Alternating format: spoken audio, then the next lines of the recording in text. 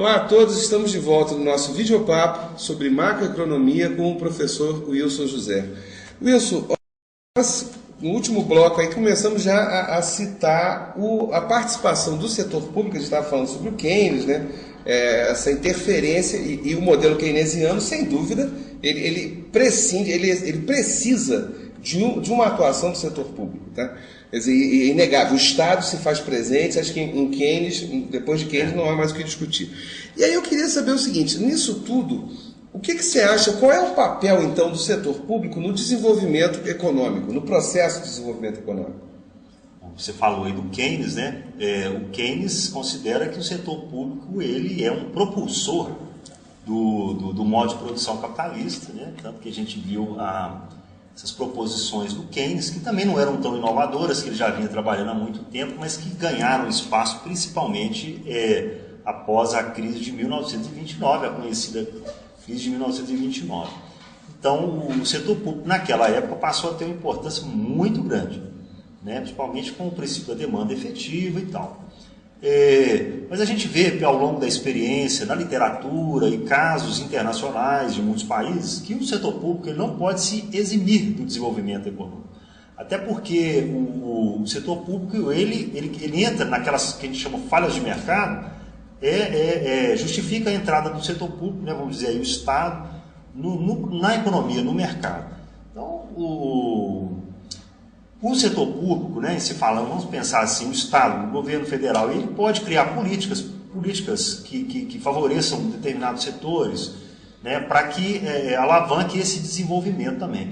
E acompanhar, é claro que o Estado ele tem que ser dinâmico nas suas inovações, nas suas transformações, para acompanhar o desenvolvimento do país. Mas, de qualquer forma, Antônio, assim, o setor público, né, na minha consideração, ele é fundamental no processo de desenvolvimento, tanto para entrar nas falhas de mercado, quanto para fazer políticas direcionadas para determinados setores, né, até porque essa responsabilidade de fiscalização é uma responsabilidade do setor público também. Né? Sim, mas eu tenho duas dúvidas mesmo aqui, ou duas provocações, aí vai depender da tua interpretação a respeito disso, dessa atuação do setor público. A primeira é a seguinte: nós temos o caso, pensando no sentido macro, tá? Ou seja, macro mesmo, pensando no sentido Brasil, tá? O Brasil, alguns comentaristas econômicos estão colocando que o Brasil hoje em dia ele já não tem uma grande, ou já perdeu mesmo uma capacidade de investimento.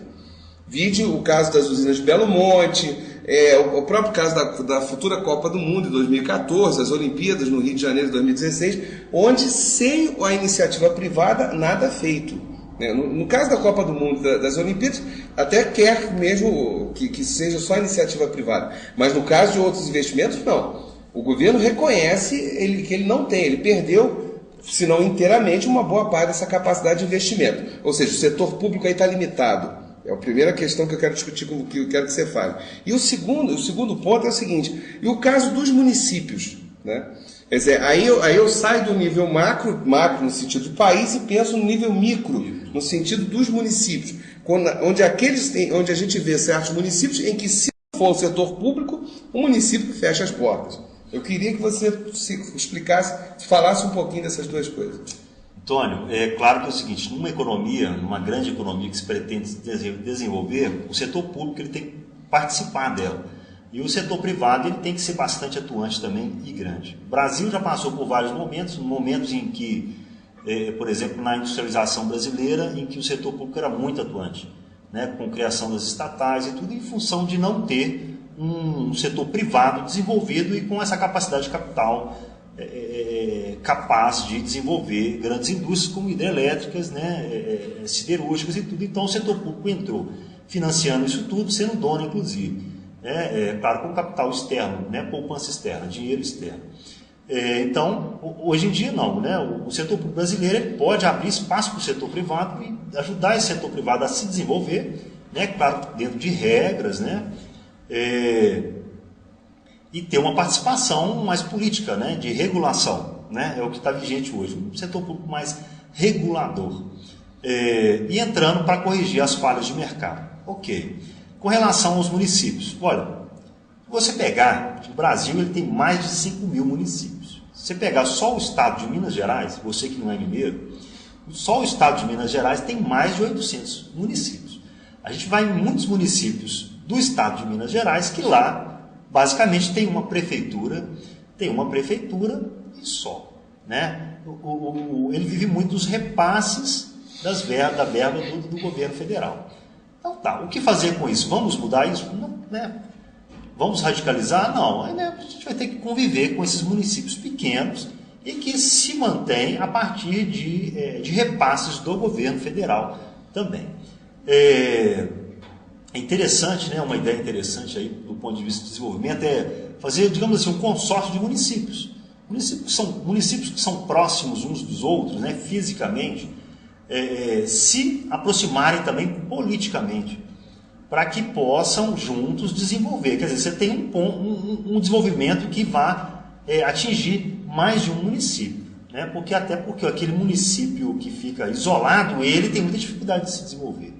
Né? Mas isso aí você vai me perdoar, como cientista político, eu diria que está quase mais fácil Jesus voltar à Terra, porque os interesses políticos eles são tão divergentes, né? E aí apenas uma citação, sem comprometer aqui a nossa conversa, existe até algumas teorias políticas que colocam o seguinte: por que surgem municípios? Você citou o caso de Minas, que tem mais de 800, você ter as disputas ficarem tão intensas, né, que não há outra solução senão a criação de um novo município. Então, num caso como esse, repare que a política acaba sendo ruim para a economia. E mais do que isso, imaginar que depois aqueles grupos divergentes se unam, bom, meu amigo, aí você já disse que você é otimista, né? Então tudo bem. Aliás, e falando no seu otimismo, eu queria aí aproveitar de roldão e acrescentar então essa questão. Se a política, você reconhece isso, ela tem alguma influência, né, em todo esse processo, a mudança de gestão de um governo altera o desenvolvimento econômico, particularmente no Brasil? Com certeza. Nós podemos analisar historicamente o que a gente chamaria de ciclos políticos e econômicos. A gente verificava que de eleição a gente percebia um crescimento, uma aceleração da economia brasileira. Hoje em dia está um pouco mais, vamos dizer assim, hoje em dia nos últimos, vamos colocar aí 5 anos por aí, nessas duas últimas gestões, tem gestão do governo federal, tem mantido uma certa estabilidade nesse ponto. Antônio, na minha visão é o seguinte: a economia, de preferência, é que as políticas econômicas elas pudessem não se envolver com disputas políticas de pessoas ou partidos, porque é claro que a mudança, né, a democracia é saudável, mas desde que não afetasse o rumo da economia, né, da macroeconomia, né, aos moldes do que acontece, por exemplo, com a economia norte-americana, que é a primeira economia mundial. Eu acho que no Brasil, o Brasil caminha, né? Mas a gente vê sinais de que no Brasil pode acontecer isso. Quer dizer, você trocar uma gestão de governo, mas o rumo da economia continuar o mesmo. A gente está percebendo, bom, até onde eu consigo perceber atualmente, há uma tendência para isso, Antônio. Vamos ver aí em 2011, né? Você como otimista que então você acha que nós estamos praticando mais políticas de Estado e menos políticas de governo? Quero acreditar que sim, como eu disse para você agora recentemente. Eu vou dizer para você que eu espero 2011, 2012 para ter certeza. Tá certo. Wilson, olha, o papo foi muito bom mesmo, tá? Agradecer aí o tempo, a disponibilidade do tempo, e numa próxima oportunidade a gente volta com o Videopapo. Obrigado, gente, até uma próxima.